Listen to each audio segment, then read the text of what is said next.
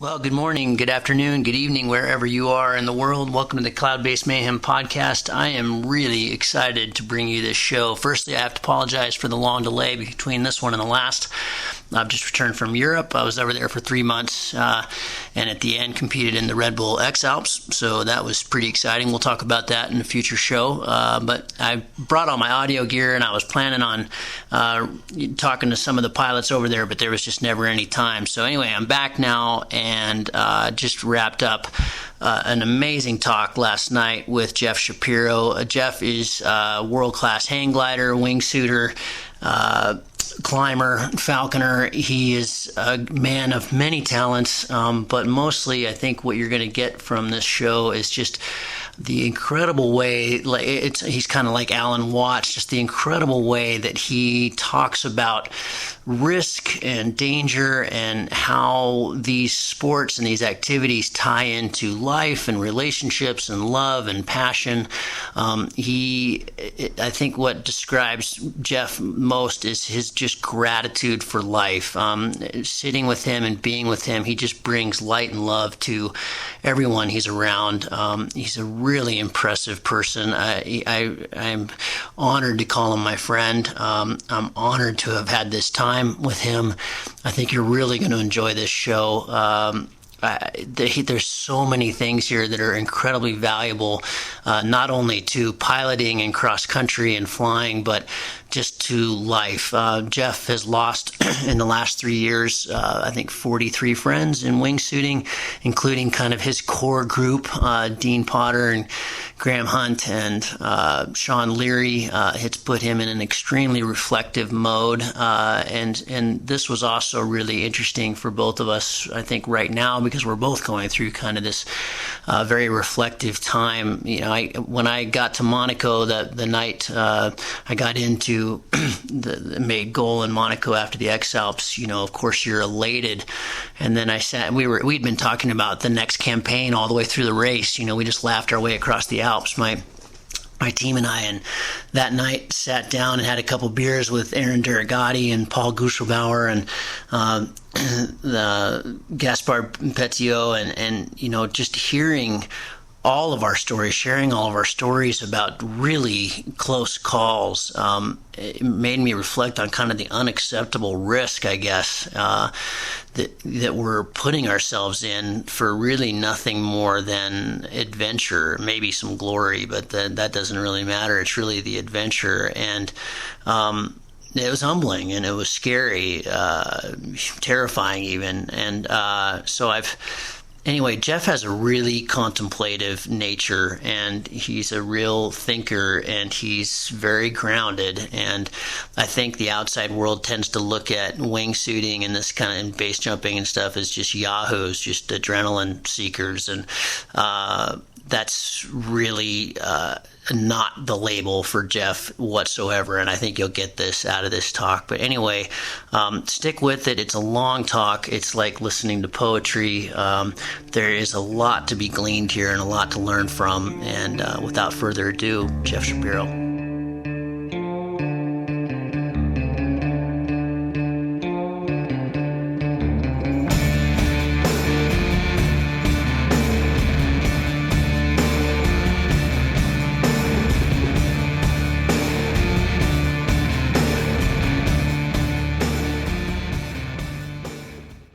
Hey, Jeff, how's it going? It's going great, Gavin. How are you doing, man? I'm doing really well. It's really cool to have you on the podcast. I really appreciate your time, and I'm just excited to have this conversation. You've been, somebody I've been paying attention to for years, and our friendships just developed in the last few of those years, and yeah, just stoked to be talking to you. Yeah, likewise, man. Thanks for having me. I always appreciate the opportunity to have a good conversation with you, man. Cool, cool. Well, me too. Let's dig right into it. What I would love to know, and I know a lot of the listeners would love to know, is just your history. I know you're getting into paragliding now, but your real flying history is more with hang gliders as a pilot and a comp pilot and an inventor and working with Willis. And but I don't actually know that history very well, and I just love to hear it from you.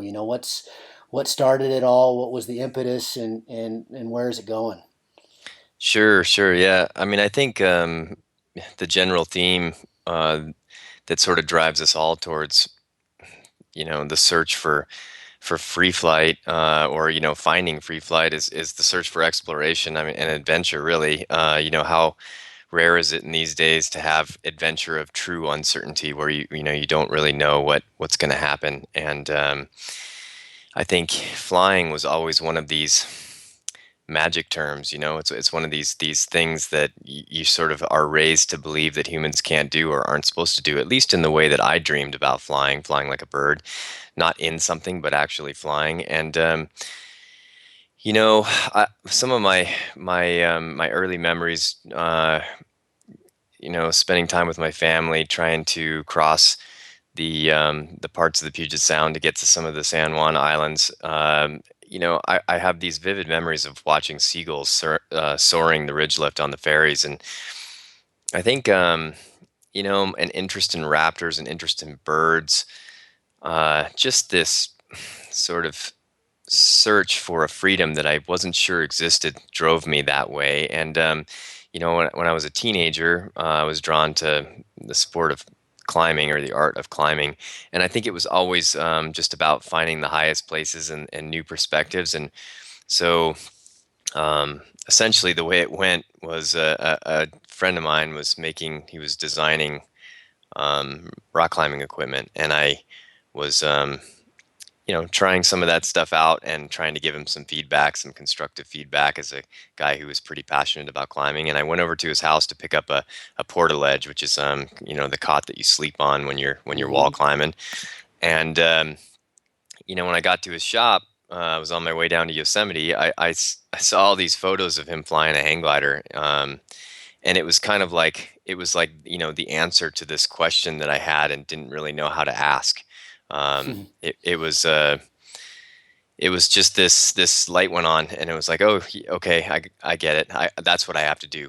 And so as a stupid 17-year-old kid, of course, I said that to him. Hey, I got to do that. And he said, yeah, whatever, kid. I'll tell you what, if you read these books and you call this number and you buy this hang glider and you buy this harness, maybe we can talk about it. And of course, I assume that he probably thought that I was, just going to go cross-eyed at the prospect of having to do all those things. But I picked up one of those books on the way down to Yosemite, and I read it cover to cover while climbing El Cap, and got back and did just that. And I think that to this day, I can still agree that it was the best decision I've ever made. Walking that path has led to so many beautiful memories and incredible experiences in my life that I certainly wouldn't do a thing different. I basically sold my car and bought a glider and a harness and a parachute. Actually, I should give my mom credit. My mom, as scared as she was, bought me my first reserve because I'd been flying. Yeah, because it's funny. I was the glider that I bought. My first glider was this big Delta Plan beach trainer that was built in 1978. It was a Flight Designs Sabre 205 with fiberglass battens, and I mean the thing had duct tape all over it and the original sidewires. It was horrifying, but I didn't know any better. And Sure. I was on the training hill a day and a half, which consisted of stalling the glider and landing in the middle of a blackberry thicket, among other things. And the second day, it was my friend decided that it was appropriate to kick me out of the nest, so he took me up to the top of a mountain that sort of overlooks Chuckanut Drive, which is up by Bellingham in Washington State. And off I went in a knee hanger harness with no parachute and a bike helmet. And I just thought that that's how you did it. I Sure. mean, I was just a dumb kid. But I think that most would agree that have experienced a life of free flight, that when you decide that you're going to do it, it's a passion.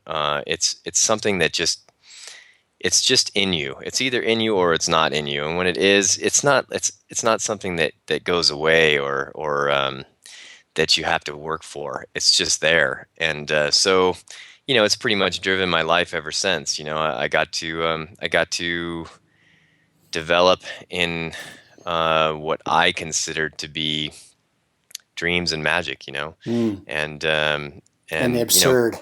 yeah, and the completely absurd. I mean, Yeah. how, like, I find myself at 19 or 18 years old flying a glider 2.5 miles out over the ocean on a jetty and soaring like those seagulls on those ferries. And, I'm flying over bears and a B-52 wreck at the end of the jetty. This is on the Oregon coast. And, I mean, who gets to do that? It was really sort of an eye opener towards the rest of life, right? Like, if you can do that, then, well, I guess you can probably do anything. And, Mm. the dynamics and I like feeling vulnerable. I like feeling small. I like seeing the world, um, as being part of it and not controlling it. And I think flying, you're such a small boat in a little ocean, especially in a hang glider or a paraglider, that you can't help to be humbled by it. And I think that that's a special experience. It creates gratitude, and for me, that's kind of the key to happiness. And so it's really changed my life. But really, I started flying in a way that was solely as the sole goal was to learn and continue to progress and continue to experience. And of course, like yourself, that led me towards cross country flying, and among like aerobatics and some other things. But really, it was the what I spoke of before, the adventure of true uncertainty that I was after. You launch from point A and you land in an undetermined point B. And, sometimes that's hundreds of miles away in somebody's backyard, and they walk out and scratch their head and say, "Where did you come from?" The You experience is, know, is is far from over when you land. it's You far, know, it's I only, love that about it. Yeah. yeah, right. It's like being on top of a mountain. You're only halfway there, and sometimes the best stories are from trying to get back home. Mm. But uh, through the adventure of cross country flying and trying to learn, I decided that I would start competing. I actually blew a tendon in one of my fingers. At the time, I was climbing a lot. I mean, I still do, but it was kind of the most important thing to me was getting stronger at this one particular time in life in climbing, and I blew a tendon. And when I couldn't climb hard for the next 6 months, I thought, well, maybe I should try competing in my hang glider. I mean, I was always passionate about it and still flying, but this was kind of a new prospect. And lo and behold, when you go and you fly cross country tasks, which isn't just about blowing downwind or trying to go as big as you can, but actually trying to complete a course with pilots that are a lot better than you. Lo and behold, you learn a ton. And so Mm.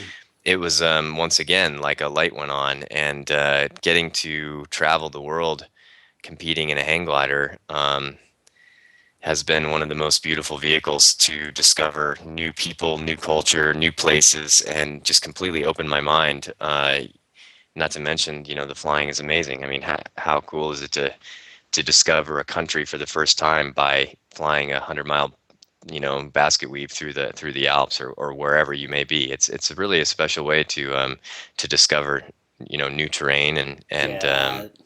yeah, it's really special. Nate Scales, when we were filming 500 Miles to Nowhere, he said, "I love where paragliders take you, and I love where paragliders take you." And at first, I thought, I don't get it. What's I don't understand the redundancy. And he was talking about, that we go all over the world chasing this absurd dream that we love, and then every time we launch we have no idea where we're going to go, and that That's is right. really cool. And in comps you do, and that's it's I'm glad you brought up comps, because I'd love to talk about your progression. I got into the comps for the same reason, not to it sounds like maybe the same reason, but not to win them, but to become a better pilot. And I didn't have the I didn't understand how important they are in terms of making you a better cross country pilot. Can you talk about that? Like, I know you've flown in comps all over the world, and we're going to talk about King here at some point, and that very special comp. But you know,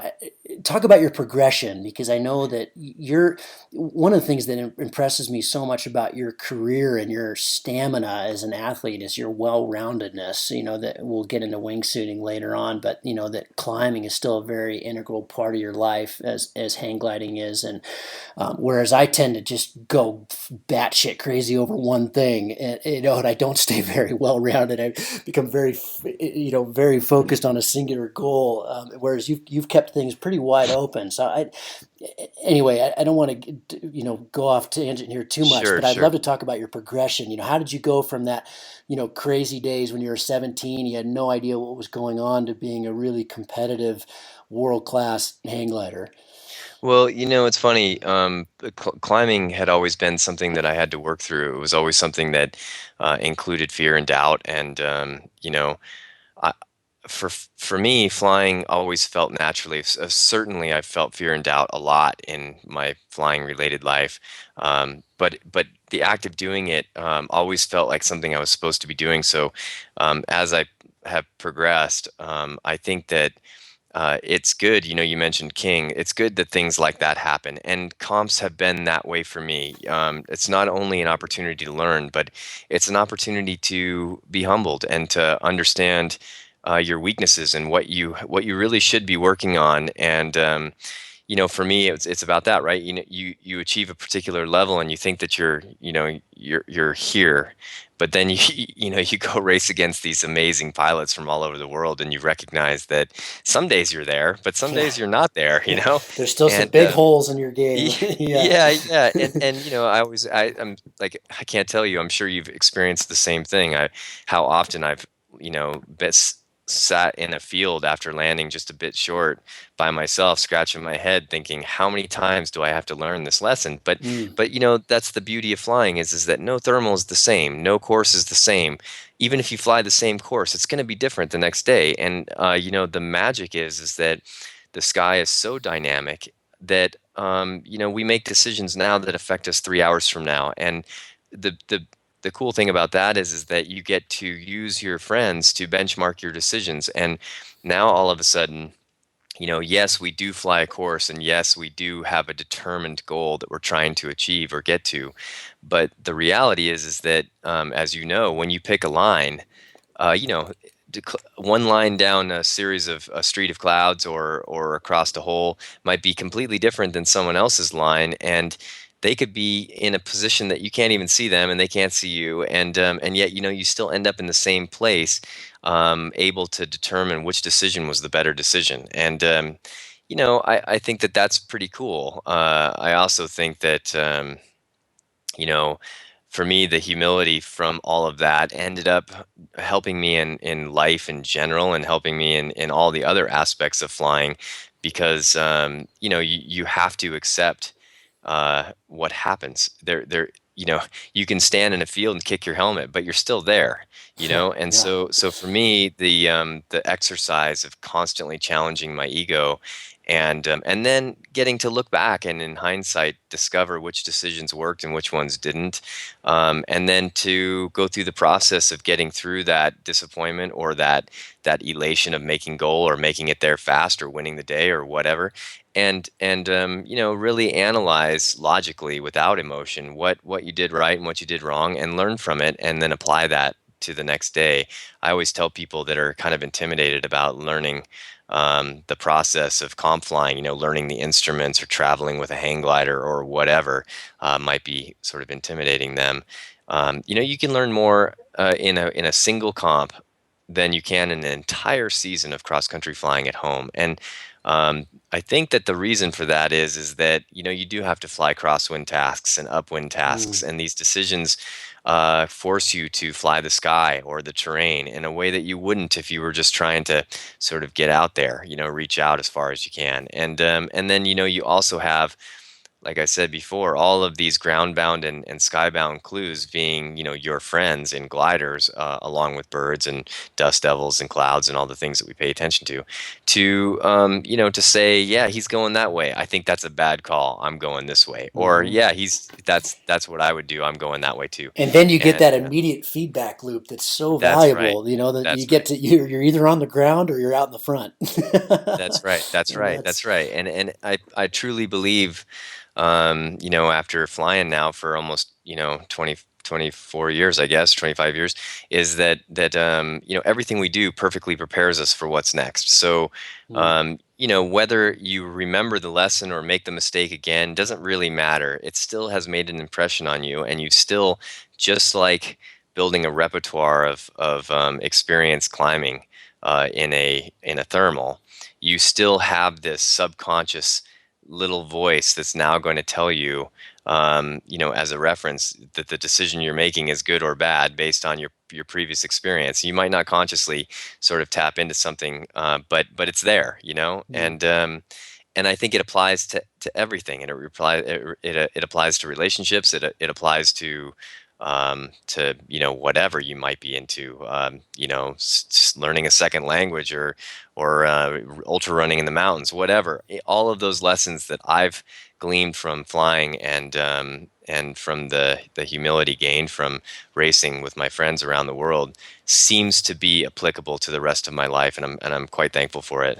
Yeah, I think I'm glad you brought that up. I mean, I think that there's a lot of things there that are really important. Like I think back to when I first learned, we were ridge soaring in Pacifica, in San Francisco, and it's a really easy thing to do to launch a ridge soaring site and just bob around, or Right, right, you can top land every 60 seconds, or you can learn to throw really monster wing overs with no brake input whatsoever, just weight shift, or you can play tag, with your buddy. You can try to follow them around and wingtip to wingtip and make it a challenge.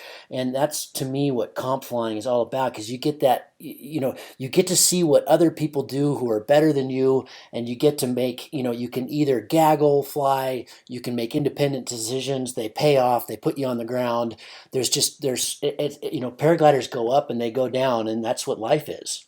you right, know? right. And that this is the essence of it, is Yeah, that each one of us that enjoys flying, you can probably put into a single category of people, and that's curious. We're all right. curious. We all want to know Right. what's possible.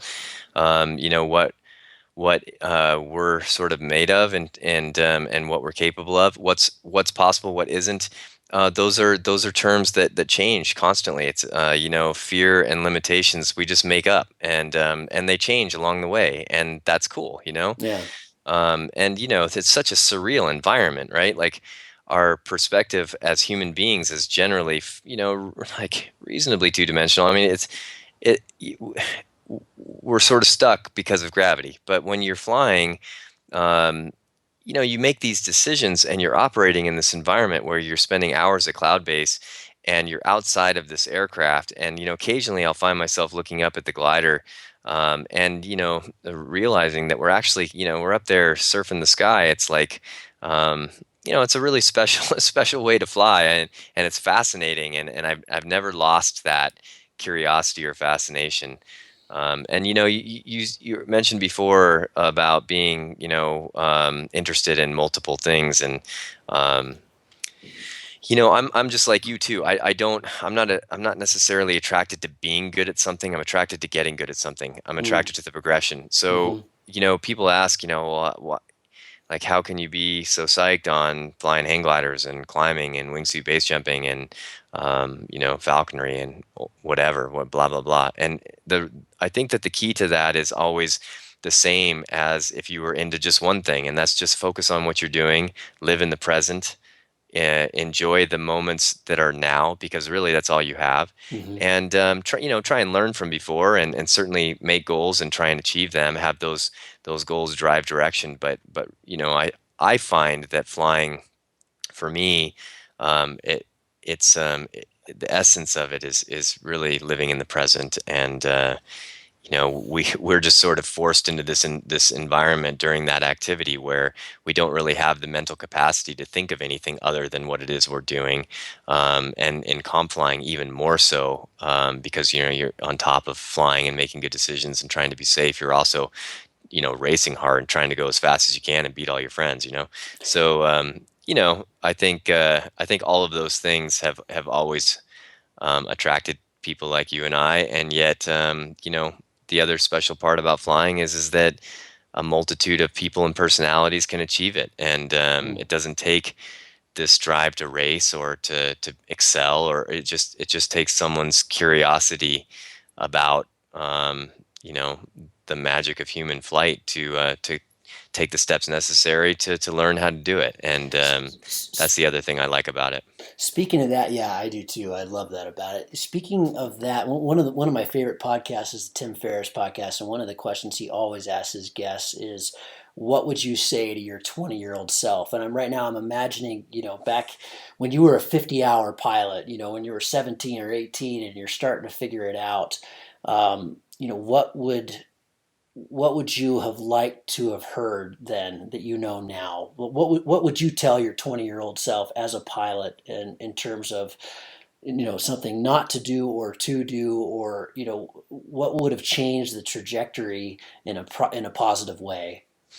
Well, it's hard because when you're 20, you're stubborn, Yeah.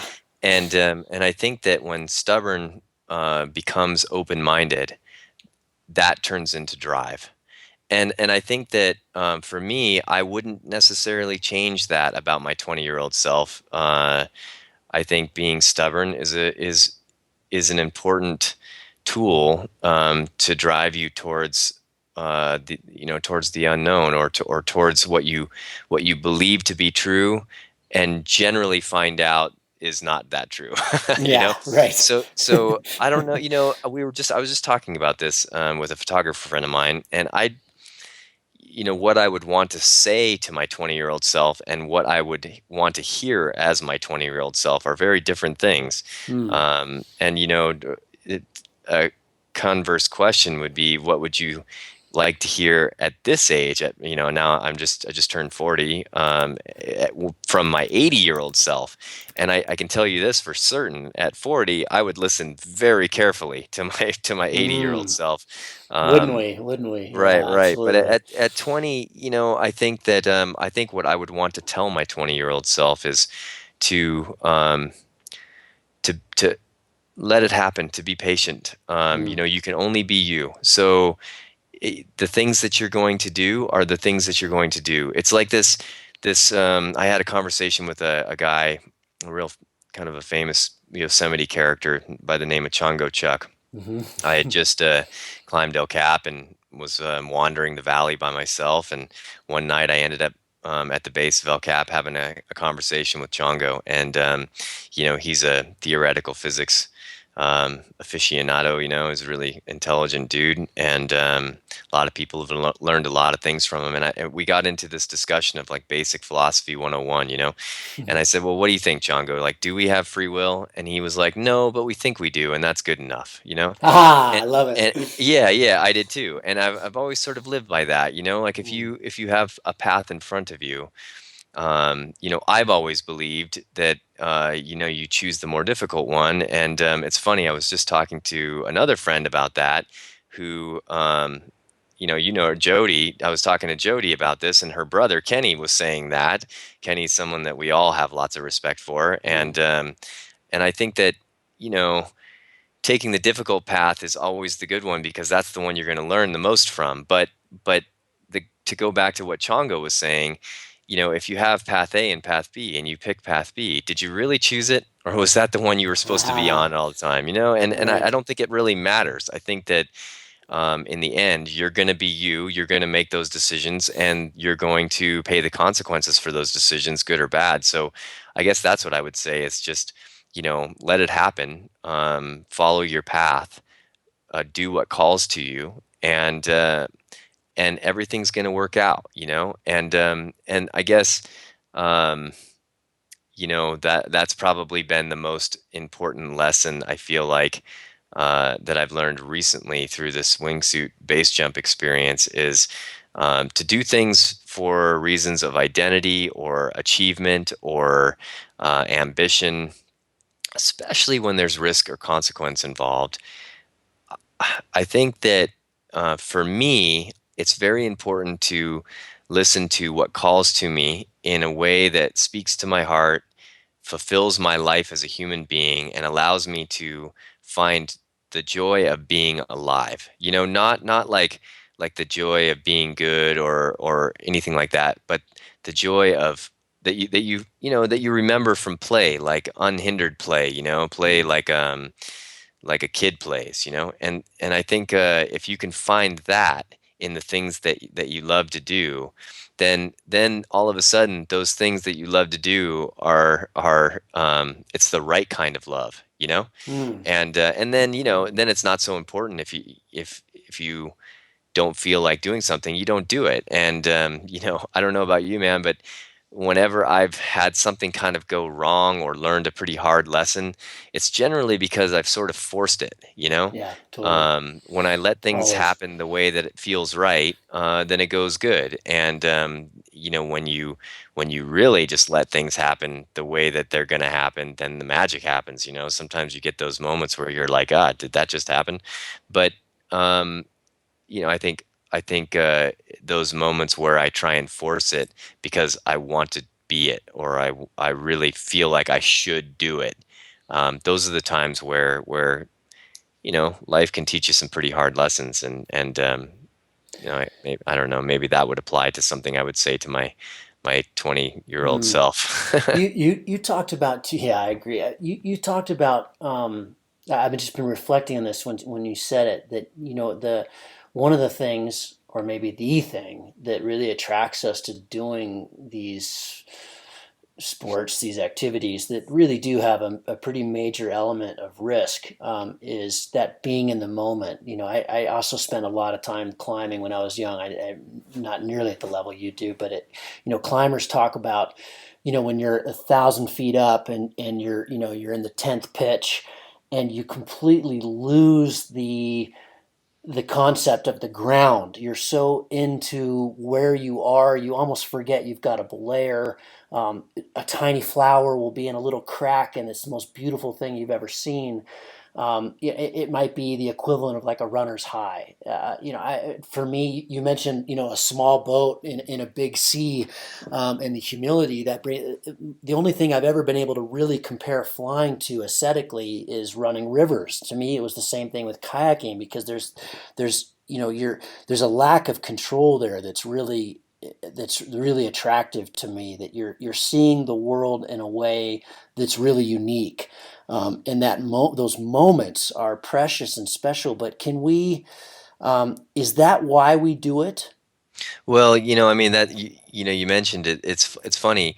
Um, the sky, the ocean, rivers. These are things that make us feel pretty small, and yet Mm, we're trying to pilot our way through them in a way that maximizes our growth as people.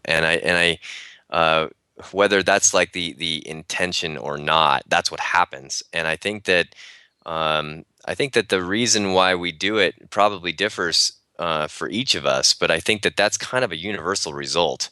mm, When I land, I might have said this before, but when I land from especially a wingsuit base jump, um, you know, I see the world for a few fleeting moments, and it does go away pretty quick.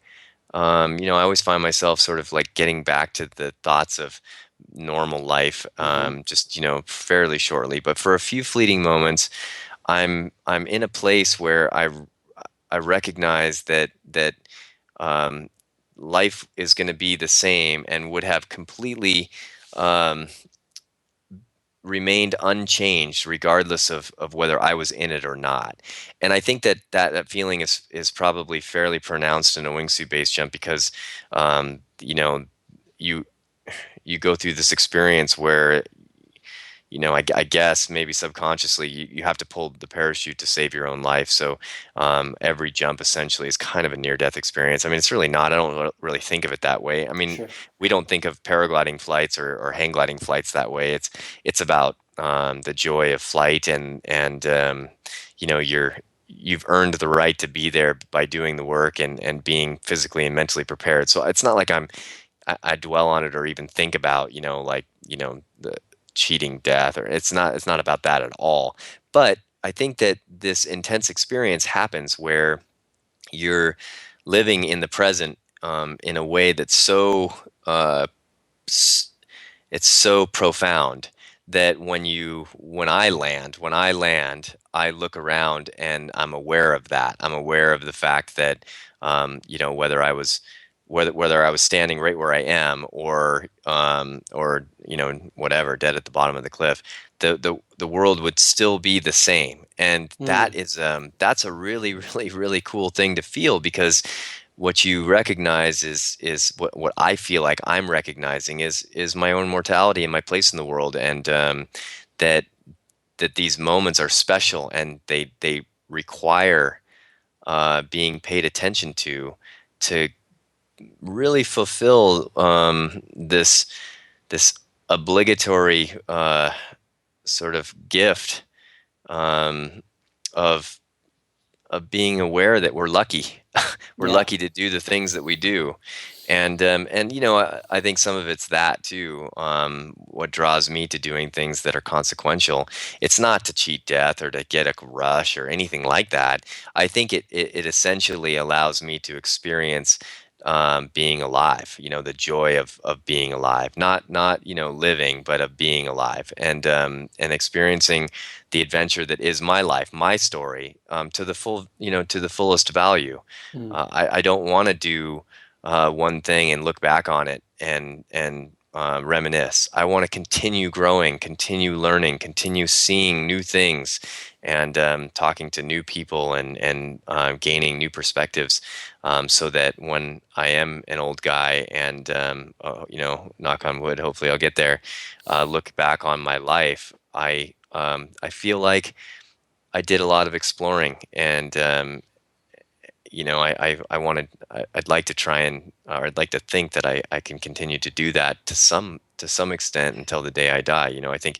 I think these states of consciousness that we get in after a big paraglider flight or a big hang glider flight or a wingsuit base jump or a climb or whatever, these states of consciousness can be achieved with a quiet mind. It's just much more difficult to do, sure. So I think that's just something that hopefully we'll all learn how to do as we continue on our way, on our path. I said in that, that Sierra thing that Jody and I did, the surfing the Sierras. It was a photo kind of journalistic piece we did about that bivy expedition. That some people have to meditate for hours. All we have to do is launch, and you're That's right. right. That's right. It's really right. I mean, that's how I feel about it. This concept of I want to get into wingsuiting later. I don't want to get too much into it now, but you mentioned something that I want to explore a little bit, and that's that when you jump and you capture those that fleeting moments of uh, awareness, consciousness, the thrill, the adrenaline. Is that in drug terms? Does that diminish with each jump? I mean, is that where we push too far? Is because in that quest for progression and learning? Because I know for me, if I reached the nirvana of paragliding, whatever that may be, like if I got to some point where I felt like, okay, I'm not learning anymore, it would completely lose its luster immediately. I wouldn't want to continue doing it. It is about getting better. It is about improving. It is about finding mentors and learning and just being a sponge, and but that puts us in compromising positions, because that means I'm not a wingsuiter, but I understand that what that does is makes you to get better. You have to fly closer. You have to fly. You know, Well, yeah, I mean, I is don't that necessarily think to get better you have to fly closer, but I do think that what you're saying is essentially true. And it's, to varying degrees. It doesn't have to be wingsuit base jumping. It can be hang gliding or anything? paragliding or Sure. anything, that people are into, kayaking. I think that wingsuit base jumping is unique, and it's unfortunately being proven, just statistically, in this idea that it's just very very very unforgiving. I mean, I think uh, aviation in general, right? That, like, the saying goes, aviation in general isn't inherently dangerous. It's just absolutely unforgiving of human error. Mm-hmm. And I think that the problem with any of the arts that we do, that demand the contemplation of consequence, is that if you are attracted to getting better at something, then you're going to have to accept that eventually you're going to step over an invisible line. And in every sport or activity that I've ever done, um, y- there's a particular level of forgiveness of that. If you're skiing, you push hard and you push hard and you push hard, and then you step over the line and you have this massive crash or whatever. And you might get jacked up, but you're probably going to live through it. And the same goes for a number of other things. As long as you're making decisions that are based on your skill set and your level of experience, you're probably going to live. In fact, in most activities, it's very likely that you're going to live. And in wingsuit base jumping, it's exactly the opposite. It's likely that you're not going to live. And I the way I view it, or the way I imagine it, is life requires balance, right? Balance is everything. It's everything. Mm. And let's take something that's fairly benign in terms of safety, like a relationship. In a relationship, you have this balance beam, and the fulcrum is wide and it's rounded, and the weight on either side isn't that heavy. So although it's still consequential and there's still risk involved with love, when you walk to one side or the other, the relationship can get out of balance, but you recognize it and you do whatever it takes, communicate, and you work your way back to a balanced situation. In a wingsuit base jump, especially at least in my experience, the fulcrum is a pinpoint. The balance beam is long, and the weights are exceptionally heavy. And if you step a toenail over that fulcrum one way or the other, the weight's on the ground immediately. And I think that the reason why a lot of my friends who are exceptionally skilled, exceptionally experienced, very smart, uh, very, very, very risk savvy, mountain smart people have lost their lives doing that is because like I said earlier, we're not attracted to being good at something. We're all attracted to getting good at something, or to the exploration involved with the progress or the process. And, when you've achieved a particular level in that sport, if you do continue to progress, you're progressing towards a line that you can't see. And in that sport, if you step the smallest amount over that line, it can generally mean the loss of life. So, this is a struggle for a lot of us right now because of all the loss in that particular art form. Is if the answer then is to jump below your limits and to fly below your limits to create a sustainability, then are you learning? And Mm. especially if you've done a ton of it, or quite a bit of it, at least if you've let's just throw out an arbitrary number. Say you've jumped a wingsuit 500 plus times all around the world, and then you decide that because of the loss of a lot of your friends, you're going to jump below your limits. Are Is it worth it now? Are you learning enough to justify, Even that level of risk. Yeah. the level of risk that's involved? Because it's still very, very, very present. In fact, I'm just been analyzing it a lot lately. A lot of my friends that are exceptionally good have actually been killed making mechanical errors. Just blowing exits, or doing something that you wouldn't think could happen. But the problem is you can have it's 99.9% safe is not acceptable, because one Right. accident in 1,000 means You're losing dead. your life. Right. And you can have perfect exits every time, but it only takes one time. So essentially, every jump is the most important jump of your life, and every jump has to be perfect.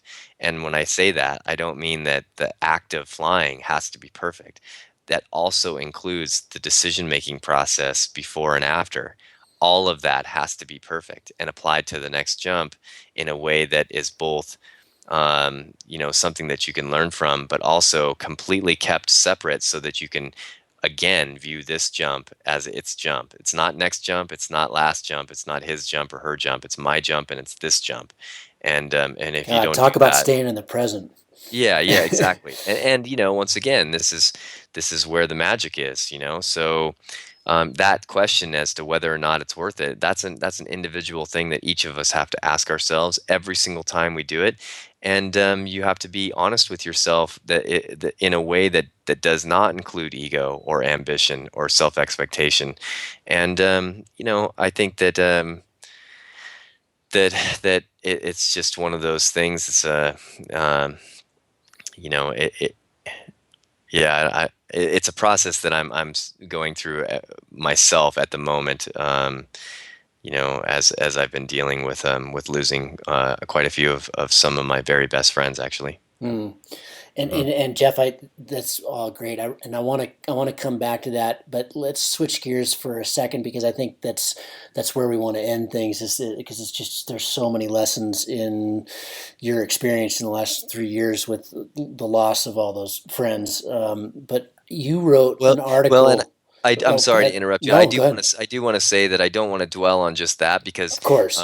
because I wouldn't. I mean, it's like the experiences I've had doing this thing, wingsuit base jumping, have been the most amazing and influential and special experiences of my life. And all of those people that have passed on were people that I celebrate because my perspective and the time that I was able to share with them has changed me as a person in a way that probably isn't as possible in other parts of life. So, Hmm. anyways, I didn't mean to interrupt you. No, We'll move that's on, but good. but I just wanted to say that. Yeah, Yeah, it's just I want to be thinking about that while I talk about these other things because there's a lot there, and then I think sure, there's some sure. really valuable stuff there.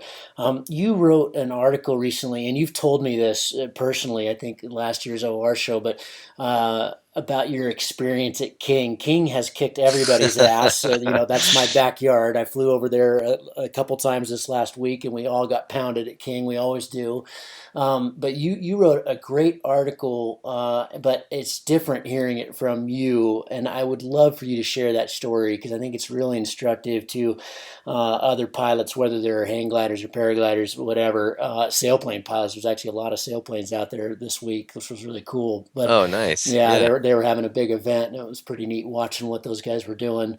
But tell me about King because that is a terrifying story, but it's also really really Yeah. cool how you handled it and what came out of it.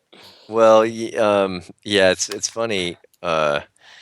That's so funny. Yeah, I've had the most amazing flights of my life there, and also a few pretty terrifying ones.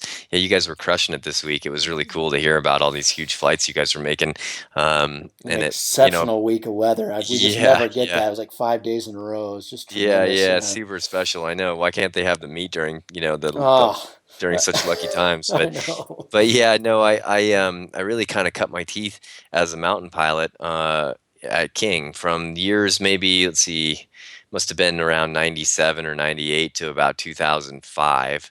I flew there every year, and I still go back, but I haven't really been as interested in the meet lately, but just for unrelated reasons. But I had some amazing experiences there, both in the meet and free flying.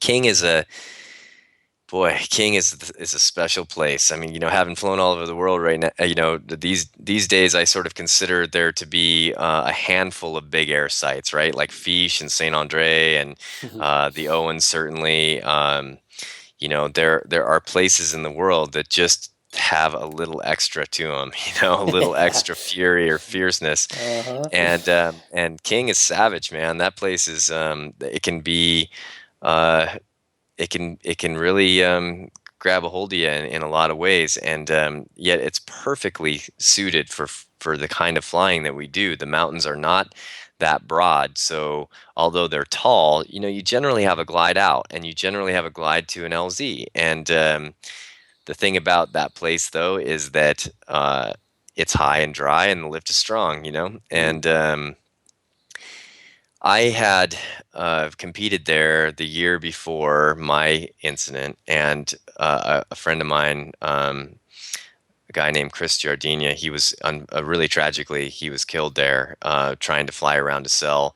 And I remember this day, a friend of mine and I were dodging, hanging curtains of Virga and getting snowed on from underneath, and landed in a gust. I mean, I remember landing. I saw this thing coming. I landed in about a 30 and stood there flying the glider on the ground, kind of, wondering what to do. And then it got calm, and I managed to turn the glider around thinking I was making the right choice. And, it was blowing 30 the other way instantly. And I was still stuck in Oh, the same position, but I'm, facing 180 degrees the other way. It was an incredible day. And unfortunately, he tried to get around a series of storm clouds and was caught by a microburst. So, we were all fairly aware that place had some teeth. hmm. And so the next year, I was there and, had some comfortable distance from that memory and was ready to fly. It was one of those things. I was kind of feeling my oats, Hmm. and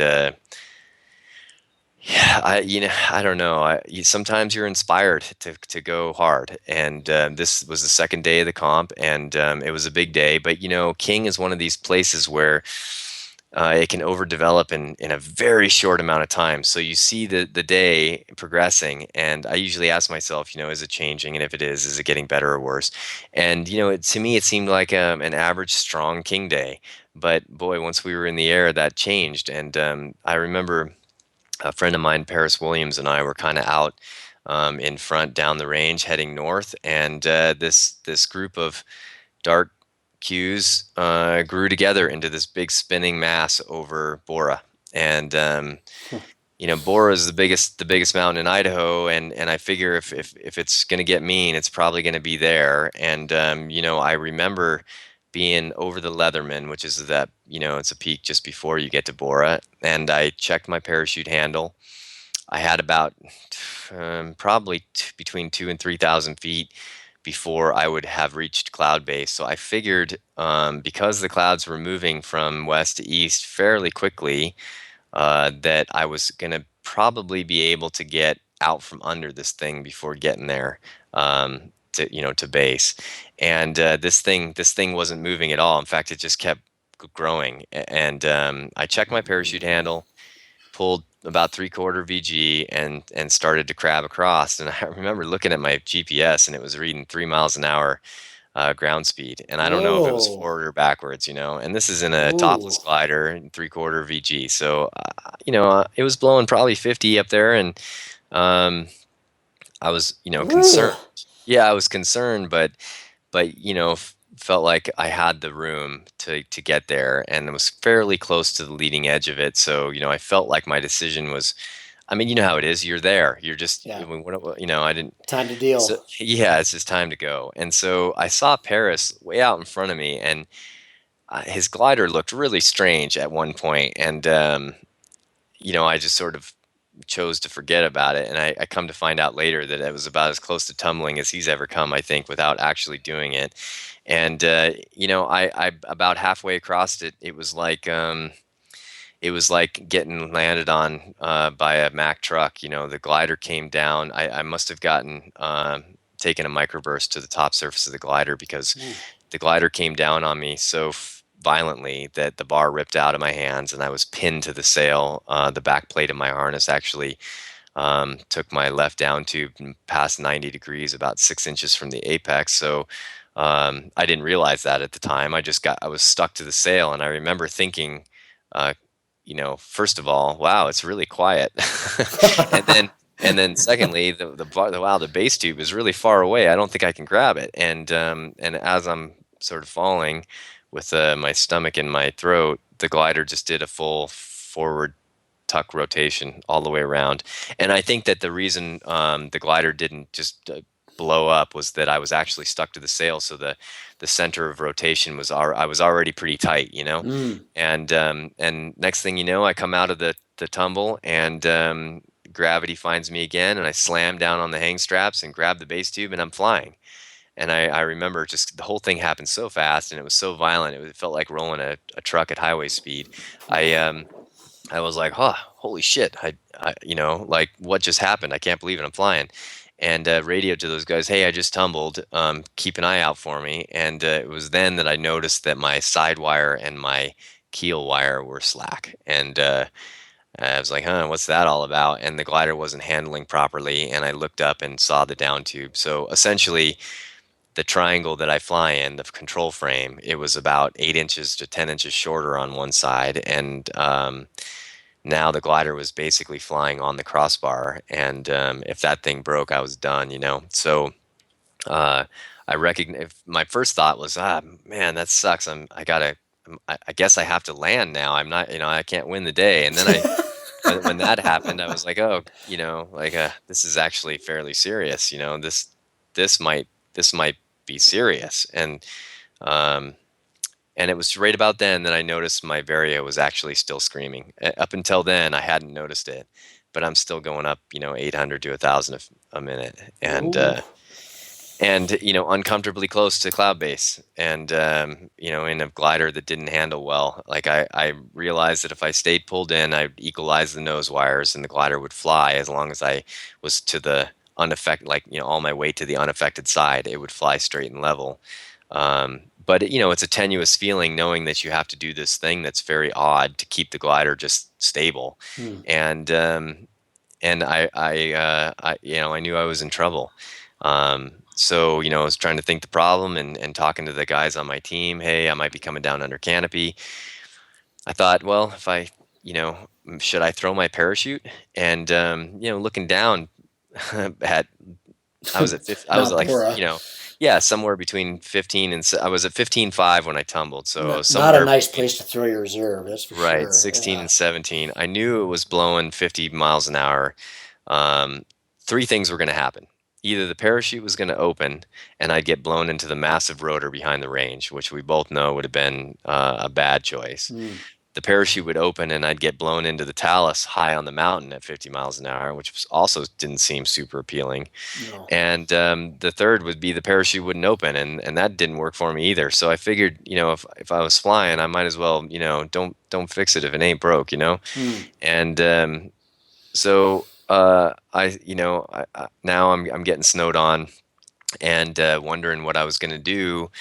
A little bit of panic started to creep in because I'm getting kind of closer to the cloud, and So you're I still going up ballistic speed. You're still oh yeah, I'm yeah. going up, yeah, between 800 and 1,000 feet per minute, Hmm. and approaching 17.5 or something. I think I went in the cloud, and just as I'm getting close to the cloud, a bolt of lightning comes out of the cloud, and it was an amazing experience. I mean, this thing came out of the cloud about 100 yards away, and I can't even describe the sound. It was so loud, it like shook Ugh. my entire soul, Ugh. and Literally. yeah, I had a green line burned in my eyes for probably a week after that. It was really Whoa! It was intense right deal. next to you. Yeah.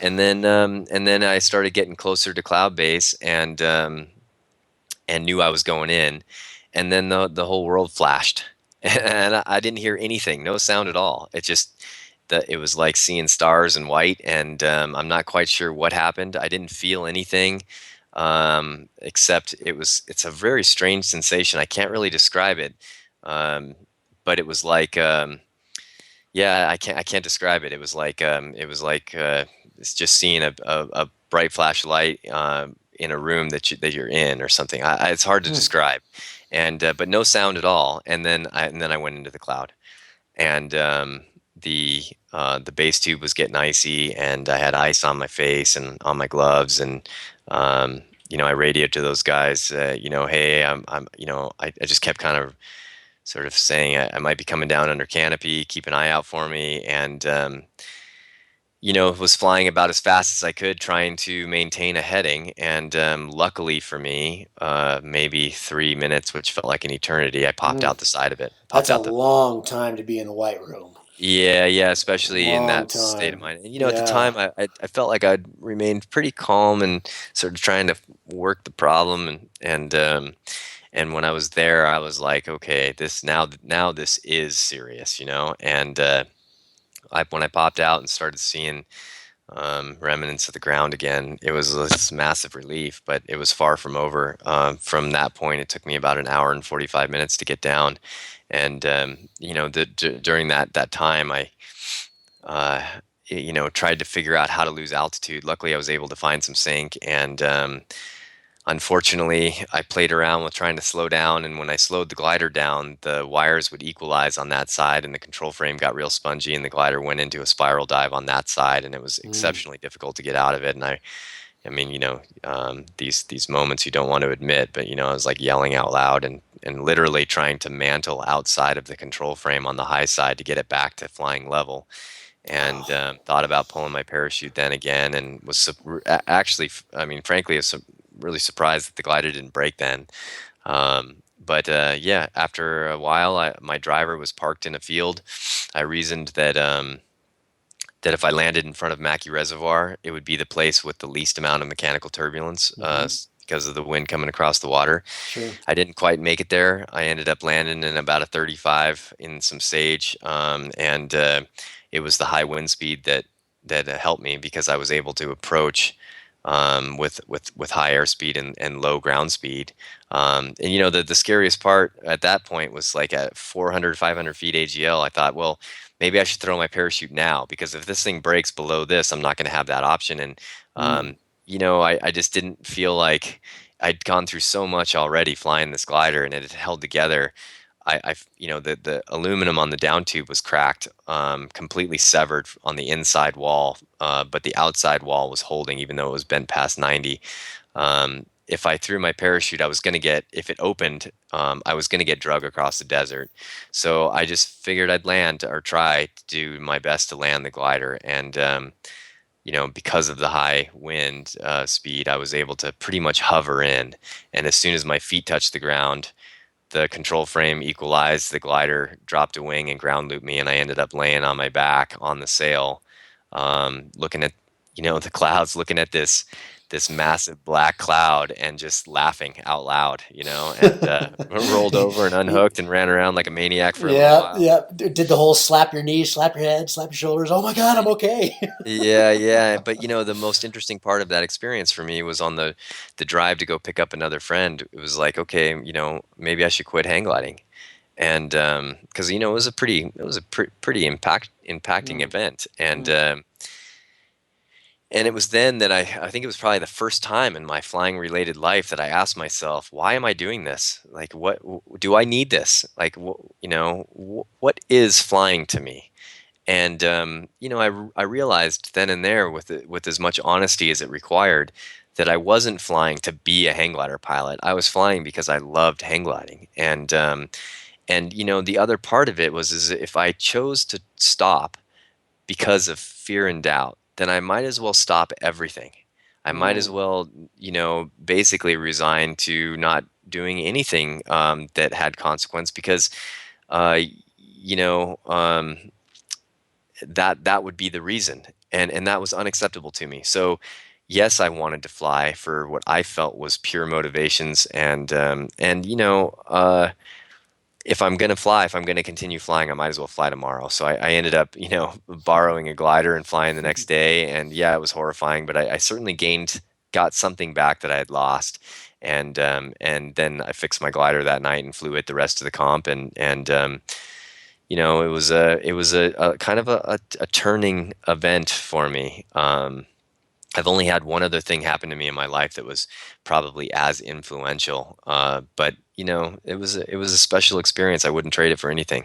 Is that one thing that happened? Is that the last year your wingsuit that went bad? Yeah, yeah. Okay. I had an exceptionally close. I feel like I came about as close to going in that a human being can come without actually doing it, and that one definitely changed me as a person, I think. Yeah. Well, let's transition to that in a sec, because that's a good segue into the wingsuiting. But I watched a guy. Forgive my lack of knowledge with hang gliding, but I want to talk about this because one of the most instructive things that I've had in my career was very early on. I did a guided, like a van cozy version of the X Alps with a guy named Toby Colomb. He's a British instructor. He runs these trips across the Alps. They start in Annecy and they end in Nice, and you get a lot of instruction on the way. They're great, and this was very early on in my flying career. I did one of these trips with him, and the very first day he was talking about that he'd never had an injury in any of his clients, and that safety was very, very important. And the very next day, the winds were really high aloft in Annecy, and so he took us down to a site that was kind of down in the lowlands, and it was basically a cliff site that you could ridge soar. And there were these monster cells coming through that day, and Jody was the only reasonable one of all of the pilots there who just said, "This is not a flying day. I'm not going flying." And Toby asked all of us, we're standing on launch. He said, well, what do you think about flying today? And we were all kind of like, oh, I don't know. And he said, well, I think you can fly. I think it's a good day. You just have to be, aggressive about getting on the ground, but you can fly between these cells. And he's the instructor, so we all kind of went, okay, and we all launched. And luckily for me, I bombed out. And he and my buddy Bruce and another guy who was like a 50-hour pilot. So the rest, my Bruce and Toby and myself, we had, we'd done a lot of SIV by then, and we had a lot more hours. But this one guy was a super low hour pilot, and this cell started approaching, and I could see it, I think, in a different way than they could in the air. And I radioed up immediately, and I said, Bruce, get on the ground. This is going to be nasty. And we were already getting the gust front on the ground, and the trees were getting bent over. And Toby and Bruce ended up getting blown over the back, and they were fine. They were able to kind of run from this thing, but still a really stupid decision to be in the air. But unfortunately, this guy that had lower hours, his basically the only move he had in his kit was big ears, and he was quite a bit lower than these guys. So when this thing hit, the option of getting blown over the back wasn't really available to him. He got on big ears and speed bar, and it was just like watching a horror movie. This guy was just getting tossed around, like a bag of chips in a snowstorm, and he was getting close to these power lines at one point, and nightmare. And then when he was about 30 feet off the deck, it was a beautiful grassy field, farmer's field, very spongy, and he totally lost his glider and pounded hard and broke everything. He eventually was okay, but it was life flight, and it was the whole thing. And there were a couple things in watching the incident that I reflected on afterwards that have made a huge impact in my decision making. One was the importance of a PLF. If he'd just gone in soft, he probably would have been, sprained an ankle versus broken hip, broken back, broken ankles. So he basically tried to stick his landing. The other thing was this ridge that we were on was beautifully treed, so it had this amazing canopy. It was almost like a jungle, like not like the kind of trees we have out here, but just solid trees.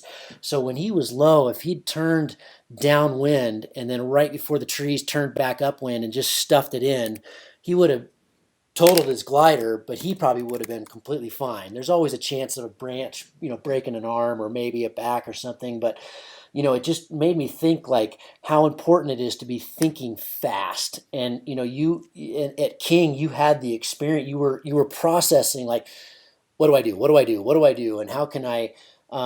Was one of your options landing in Mackey? Is that an option available to a hang glider? I mean, it is, but at that point, like I said, it took me an hour and 45 minutes just to lose the altitude to get out there and to get to a place that I thought was reasonably safe. And certainly I was trying to pick and always try and pick plan A out of, Mm-hmm. 4 or 5 options.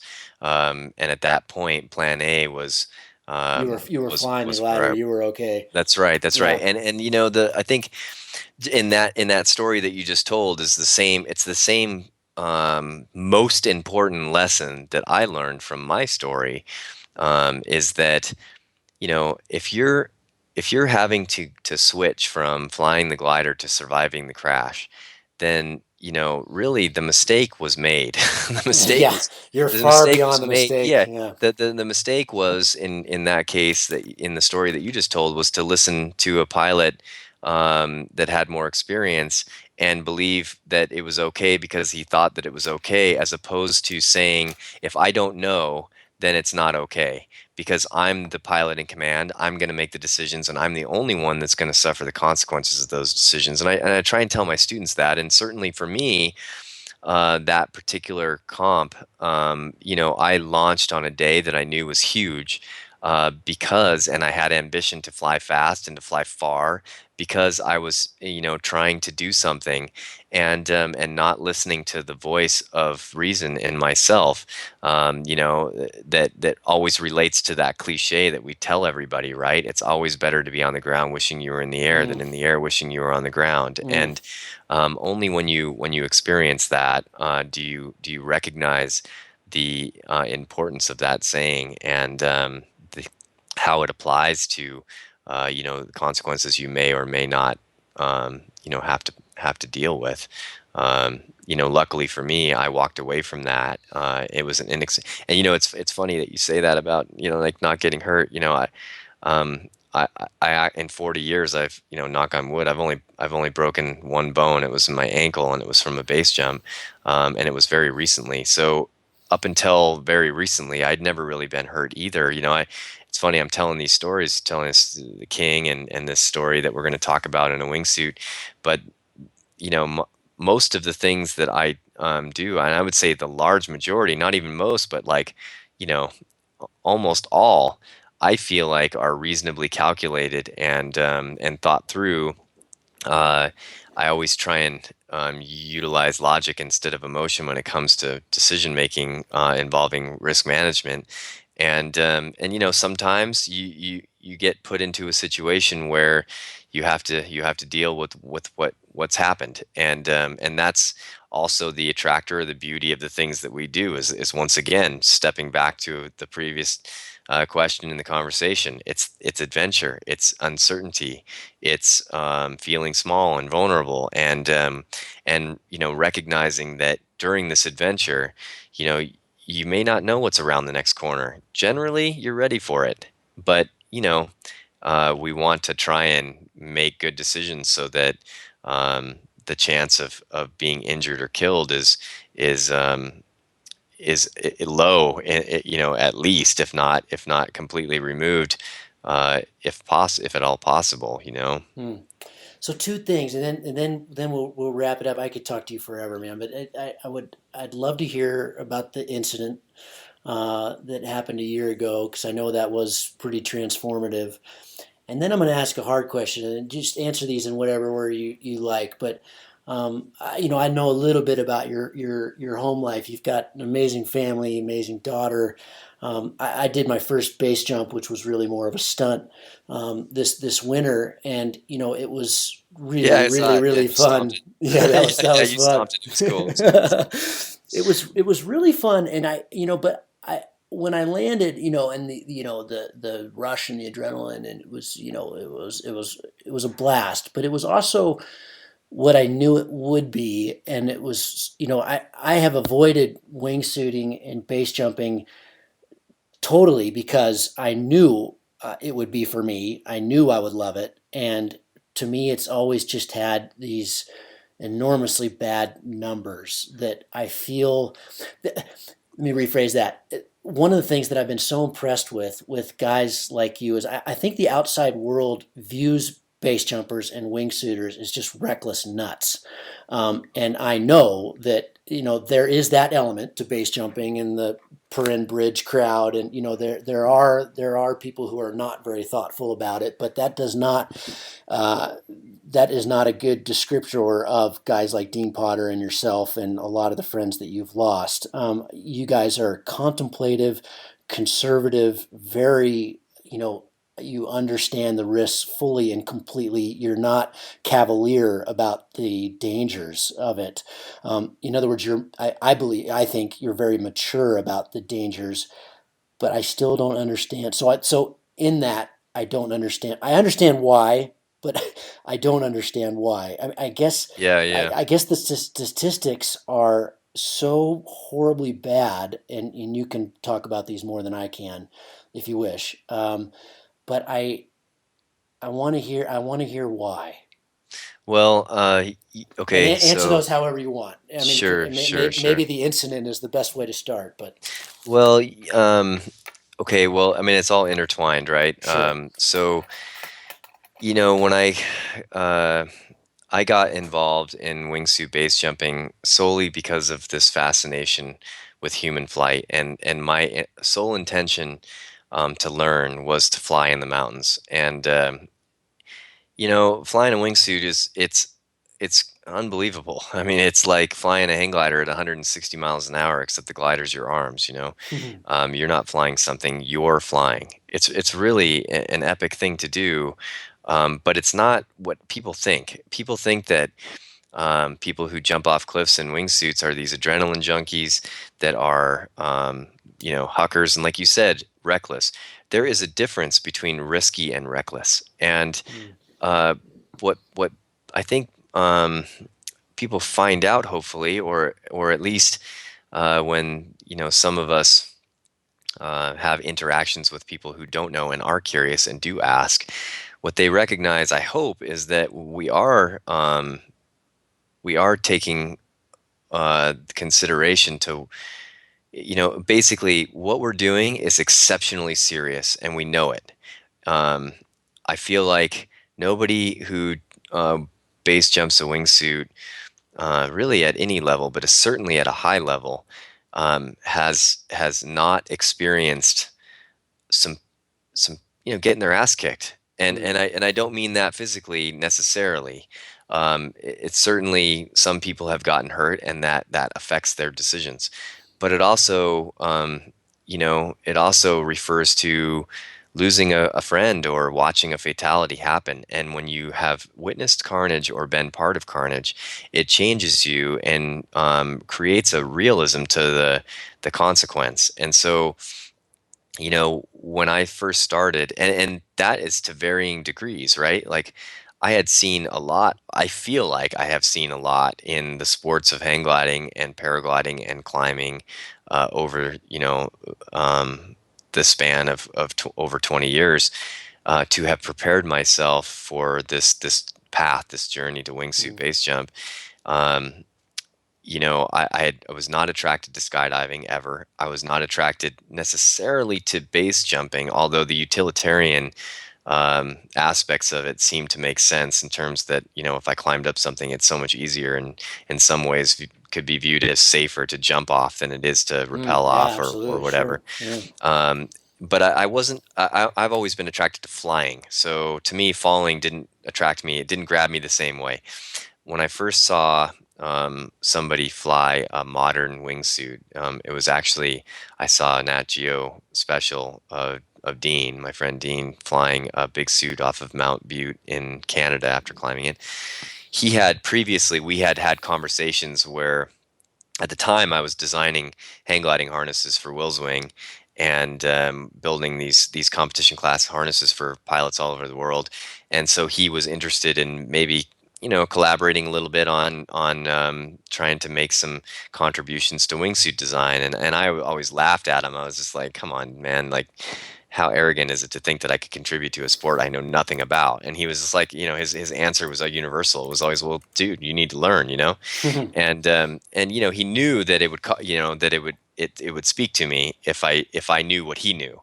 Mm, And he'd been involved long enough and had been practicing this art long enough that I think that he had a sort of innate sense that what I was looking for could be found there. And so when I saw this footage of him flying, I called him. I was just like, okay, I get it. And he gave me a very stern talking to. As a good friend, he was like, hey man, like here's the deal. Call these people and learn this way. In other words, it doesn't have to take a long time, but you cannot skip any steps. mm, If you're going to cut corners, I don't want anything to do with it. I don't want anything to do with you doing it, because I don't want to have to call Kara. I don't want to have to come and visit your grave, and I don't, I don't want to be a part of it. And if you do it right, and you do accept a slow apprenticeship, and you do accept that you need to respect the progression, then I'll help you in every way I can, and we're gonna laugh and fly together for a lot of years. I've always been thankful to him for that. Mm. It was a very very special thing to say to me. We were kind of beginning our friendship at that point, and he, um, I think that he put all of what he knew aside to tell me how it was, and I respected him so much that listening to those words made an impression. So I did, it wasn't because of that. I had already decided that it was really important for me to do things the right way and to prepare um, completely, and more than I needed to do this thing. Mhm. Luckily, there's a healthy fear involved with jumping off a cliff, so it's not that hard to feel like you need to prepare. But I wanted to be smart about it, so I went through this process, and you know the hard part is that what I said before is true, and in this particular art form, there's no mistakes allowed. And I had achieved a particular level of competency to where I was now jumping around the world, and jumping maybe shorter objects and opening some new objects, which means being the first person to jump off particular cliffs, and feeling like I had a reasonable and solid skill set, and was jumping with a very close friend of Dean's and mine, that I have just unbelievable amounts of respect for. It's a guy named Sean Leary. Mm. Sean was one of the most incredible athletes to ever live, in my opinion. The guy, he free climbed El Cap and Half Dome and jumped them both in a day, for God's sakes. Jesus. New routes in South America and Antarctica and Baffin Island, and you name it. He's the Patagonia. The guy was just incredible. So smart, so motivated, so psyched all the time, but incredibly thoughtful. Mm. Very very introspective. Very comfortable with his ability to say no and to walk down, and yet also very motivated to do things that other people didn't think were possible. So, it was a really powerful combination for this one guy to sort of, to have all the tools that you need in terms of talent, skill, experience, and smarts to do all of these crazy things, and or I should say, what other people think were Mhm. think of as crazy. Mhm. And he just knew to be possible, and he would do them. And we were jumping together a lot, and on a jump that we did previously, on a sort of a fateful evening, he lost his life doing it, and it was a huge blow. I had friends that had died doing this thing, but when Sean died, it rocked my belief system, because he was always the guy that I jumped with, and when I jumped with, I felt safe with, because um, you know, like he's the guy who's going to prove that this is He could sustainable, make it. Yeah, yeah, exactly. and he just had such a strong skill set, and was so safe and so solid in the mountains in everything he did, Mm. and so when he died, it really did rock my belief system, and made me realize that, well, if Sean Leary can die, anybody can die doing this, But at that time, I had certainly lost some friends, but it wasn't as prolific, in my life. It hadn't reached so tight that it made me contemplate as strongly as it does now. And Dean and Graham and I mean, this is a whole nother story, but Dean and Graham and I met in Zion with a number of other good friends of Sean's, James Lucas and Mike Pennings and Jimmy Hayden and Charlie Kurlankis and Jonathan Thasanga. There was a group of us that were there to try and recover Sean's body. Dean and Sean had this deal, and they were, if one of them went in, the other would try and get their body out before the, not leave it up to the Rangers to do. Mhm. So I went through this experience with those guys, and I picked Graham up at the airport. There was a lot of deep conversations with Dean. So we experienced this thing together, and then we continued to jump. And about a month later, I was jumping with a close friend of mine, Ramon Rejos, Chilean Adidas sponsored wingsuit base jumper, doing an Adidas project in the mountains here in Montana. Unfortunately, Ramon is no longer with us either. He passed away in a wingsuit base jump not that long ago, and we were waiting for maybe an hour and 45 minutes for the wind to calm down, and just listening to the mountains, listening to the cycles, and we were suited up, but we were completely comfortable with the idea of taking our wingsuits off and walking down. I'm never attached to a jump, always just going for a hike. And if it happens, it happens. Hmm. And it felt okay. And the lulls got longer and the lulls were calmer and everything felt like it was going to be okay. This was a jump that I'd done 100 times probably. And, it was thermaling, very convective, blowing right to left, 90 degrees, and the cycles were peaking pretty high. Um, if you're not willing to jump in a little bit of wind in the mountains, you're not going to jump much. But you have to accept only acceptable conditions. And Hmm. that particular night, the conditions were unacceptable when the cycles were rolling through. The lulls were long enough and calm enough that in those lulls, the conditions were very acceptable. Here's the problem is that I had jumped in those conditions 20 or 30 times previously in Europe and all over the place. And what I was essentially doing was was being positively reinforced for a horrendously bad decision by getting away with it every time. Because Yeah, now, that's just what like gets us. they're right, it's the deviance of normalcy, right? It's like this thing has become so normal because I've gotten away with it so many times that every time I push just a little bit more until you find that line. And when you step over it, that's how you get killed. And, this particular night, I decided that,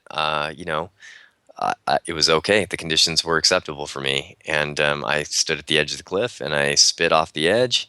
And the lull was good, and I waited, and I thought, okay, it's still good. I think it's good. I think I'm gonna go, guys. And they're like, okay, man, have a good jump.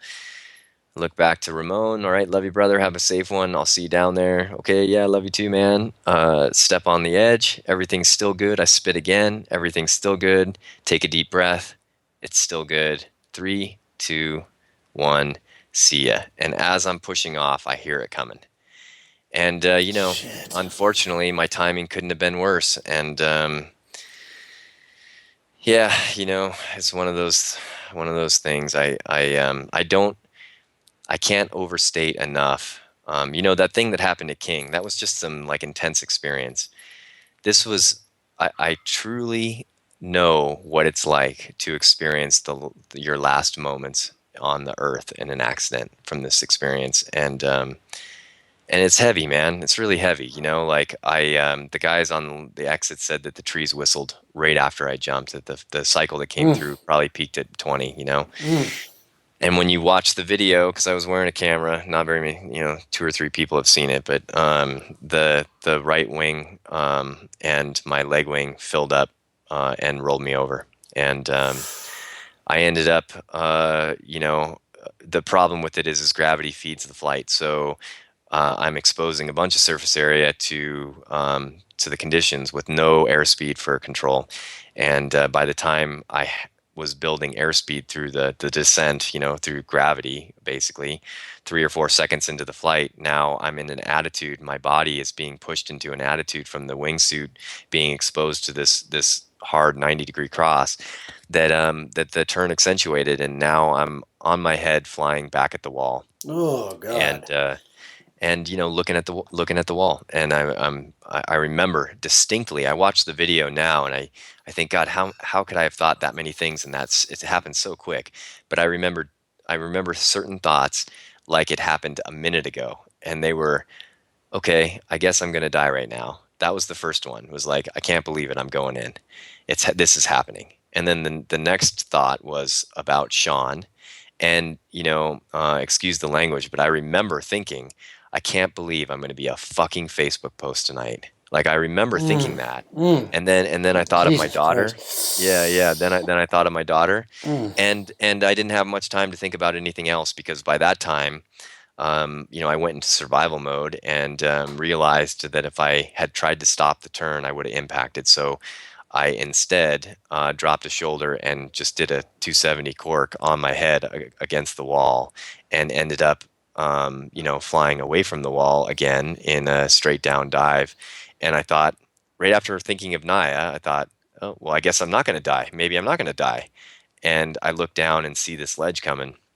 And I know because I'm super intimate with this particular exit that the ledge is about 700 feet below the exit. Normally, I'm flying, I'm at least driving forward in about 130 feet. So, this is serious error. And I thought, okay, I'm going to clear the ledge, not by much, but I'm going to clear it. So don't do anything stupid. And I flew past the ledge at about 200 miles an hour, and I missed it by about 3 feet. And Oh God. yeah, yeah, yep. And then this is, the beginning of back to survive the crash mode. Right now, I'm I'm really far away from the place that I have to land, and in this particular Montana canyon, there's one place to land, and it's the size of a two-car I've garage, and seen you that have to footage. land I've there. seen that Yeah, place a lot. Yeah. yeah. Everywhere else is trees, rocks, and river, Mm. and it's you're gonna get hurt if you land somewhere else. I've had a friend break a leg there. It's a real deal. And so now I'm playing the game because I'm real low of utilizing and managing all of that energy that I've built in this unbelievable dive to create performance to get myself as close to the landing zone as possible before I have to deploy because I'm too low. And so I just put my head down and got us in the most efficient position I could possibly fly, and really flattened out and flew a long ways. And when I got too low, I pitched. I was in the saddle at 150 feet over the boulders. Thought I had a 90 left and off heading, and thought I was going to land in the talus, and managed to pop the toggles quick and get the canopy turned the right direction, and then realized I was going to outfly the talus. And magically, right in front of me, there was a space in the trees that was just barely wide enough to goalpost my canopy through. I piloted the canopy through the trees and pulled on a left toggle, made one 90-degree turn, uh, let the canopy fly, flared, and landed on my feet right in the middle of the landing zone. And it was the first thought that entered my mind was, wow, I'm really glad I'd practiced cork 270s and skydiving. Right. Like that was the first Mm. thing I thought, because when Mm. somebody sinks out in a skydive, sometimes you have to do that to kind of get down to them. And I remember thinking that, like, wow, it's a good thing I practiced that. And then it all kind of rushed in. And I didn't it's funny, the guys that were there was this big crew from Adidas, and the guy in the LZ that was filming, he was the only one down there with me. He was like, wow, did that didn't look normal, or was that normal? And the guys up on the exit, they didn't see anything because I disappeared as Mm. soon as I jumped. So God. really, I was kind of the only one aware of what had just happened, which was, the pretty much the wildest thing that has ever happened to me times 100. Mm. And I want to reiterate, this is like 400, almost. I think I had jumped maybe 390 times in a wingsuit, in a big suit by then, and not a single bad exit. Like a perfect, what I would consider to be very, very stable exits every single time. This is the first, and to this day the only exit that was even close to bad. And yet that's all it takes is one exit like that. Mm. And I came home and gave Kara and Naya a big hug, and didn't tell them that anything happened, although Kara knew right away that something serious had happened. And yeah, it was a very, very, very few things in someone's life has the ability to change them as a person, not to change how they think, or but to change that. It changed me as a person, and from that day I've been different. And just as a side note, about 6 months later, I was standing on an exit with a friend, and watching two other friends jump. We were in wingsuits, and he did the exact same thing and impacted a ledge and was killed right in front of us. And since then, all of these things have built towards um, bringing me back to that moment over and over and over again. And you know, it's a weird feeling to feel like you're living on bonus time, you know, and Mm. it really does make you pay attention in a way that I never had the capacity to pay attention to before. Is your with the recent accidents, and I know Sean's was probably the most impactful. Maybe not, there's been a lot of them that have been impactful, but um, I've been saying something as a non-wingsuiter, as a non-base jump for the last few years, which is it's inevitable. If you do that, you're gonna die. If I know that obviously you wouldn't be doing this if you agreed with that, but have these accidents, are they making you ponder that a little more seriously? I Well, mean, you know, as a good friend of mine, I mean, is it? yeah, yeah. I mean, I guess you know, I still, I feel like, um, I get it because we participate in the same kind of stuff. I mean, I'm not asking you this question because I don't understand, but I still want to ask the question of why. Like, yeah, no, I I I just, understand. Yeah, I understand. I understand where you're coming from, and a lot of people have asked me that, especially lately. yeah. You know, I jumped Taft with Dean and Graham several times, and I jumped that thing with them a month before they died, and you know, Graham and I did three two ways like 5 days before he died. I'm super thankful for that. But you know, it's hard to like there's this, you know, each one of us has kind of a crew of people that we operate with, and we do that because we trust them, and we like the way that we interact as people, and you know, the decisions that we make as a group tend to be cohesive, Mm, and sort of along the lines of our general philosophy that or ethos that we all agree with. Those guys for me were that. You know, there are other friends that I really love jumping with, but the group that I felt most at home with, and maybe it was just the tie with climbing, maybe it's the tie with Yosemite.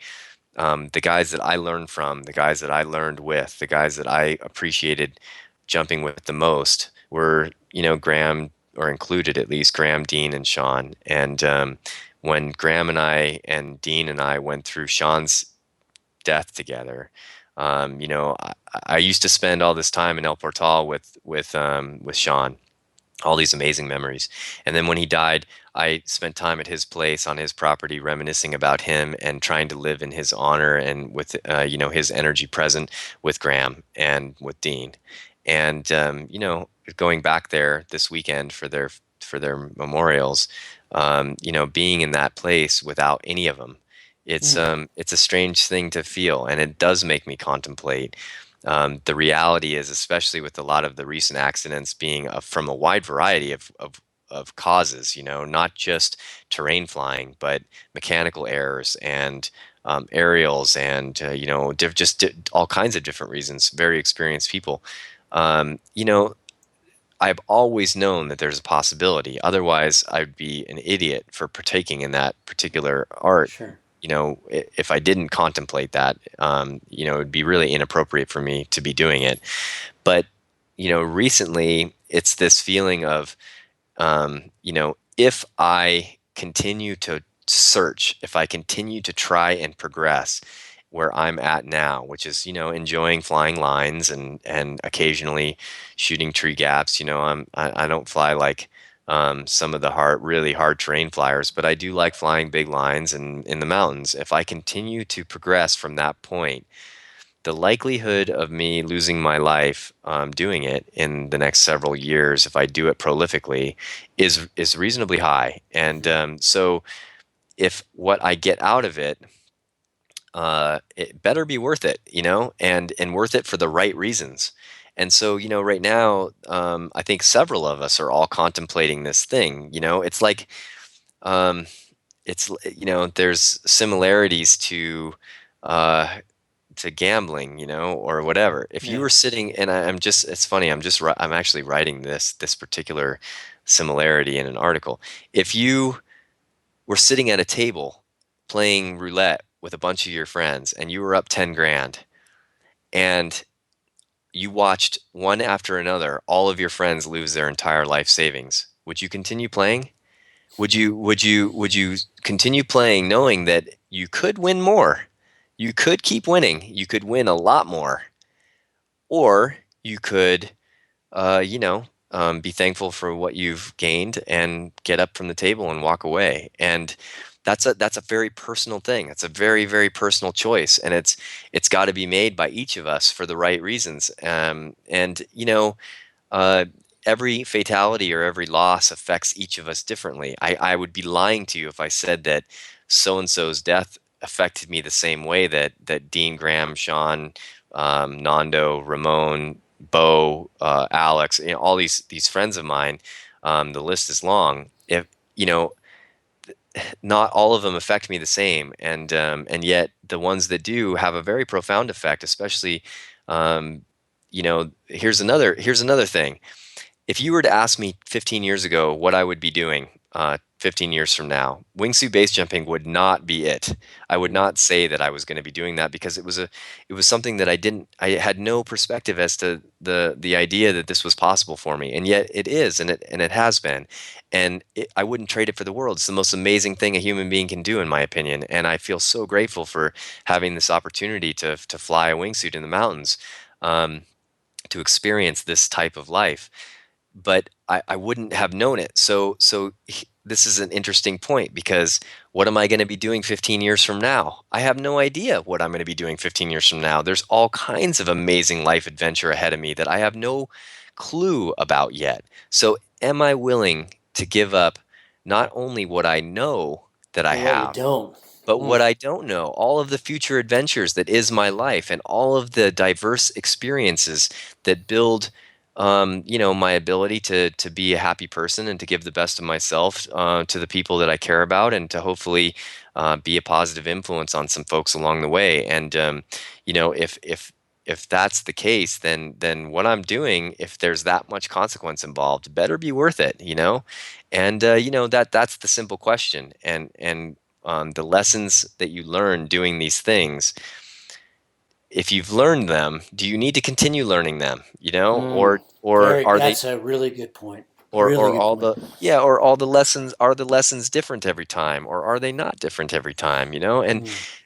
like I said, there's just very, very personal things that I think a lot of us, and certainly I am going through at the moment, and it's an interesting time in life. I believe that nothing that happens to us is bad. Um, Things happen. There's no good life or bad life, hard life or easy life. It's just life, and you just have to learn. They're earned lessons. You have to learn these things to gain perspective and to find gratitude and humility. So all of this is just pointing to the best result possible if you listen and make good decisions. And so. People ask, "Are you going to quit?" I don't know. Honestly, I'm not comfortable saying one way or another, um, because it is that amazing. Yeah. And I don't believe that I'm gonna die doing it. I honestly have to believe that I can fly a hang glider, a paraglider, a wingsuit. I can climb in the mountains. I can do the things that I love doing, that I'm passionate about, and that I'm inspired to do. As long as I make good decisions, I can do those things, and not lose my life doing them. But the question as to whether a particular thing is worth it or not is something that I have to answer eventually. Mm. And the idea that wingsuit base jumping is the same as those other things is not accurate. It is different, and it's different because it's proving to be more consequential, based on the fact that we're losing 1 to 4 jumpers a month, and that's staggering. That is staggering. That is staggering. Jeff, that was awesome. And that's where we're going to end it because that was beautiful. That was poetry. And God, buddy, we're marginalized if we don't do what we do. So I don't want to tell you anyway, one way or the other, what to do. But I sure hope we have you with us for a long time. You're a very special person, and that was phenomenal. It was a great talk, and I almost feel like we should do a part two of this whole thing at some point, maybe. But we'll see you at the OR show here in a few days. And thank you for your time. That was just extraordinary. Before we sign off, do you want to add anything, or maybe tell people where they can learn more about you, or maybe if you'd like to, for sure, give a sponsor shout out. I mean, I guess I'd be. Um, it would be really inappropriate for me not to thank the folks at Cavu, the folks at Keen. Cavu, those guys, they're my family. I love those guys. They have given me the highlights of my life, and they're just such special people. They're their family, that the Cavu family in particular. Um, every one of them is they're some of the most amazing people, and I'm so grateful to know them. So I guess I'd say thanks to them, and certainly to Dave Monk at Keen, and the folks at Will's Wing, and the guys at Squirrel, Matt Gertis and Mike Steen. Those guys have helped me out a lot. Marty at Asylum.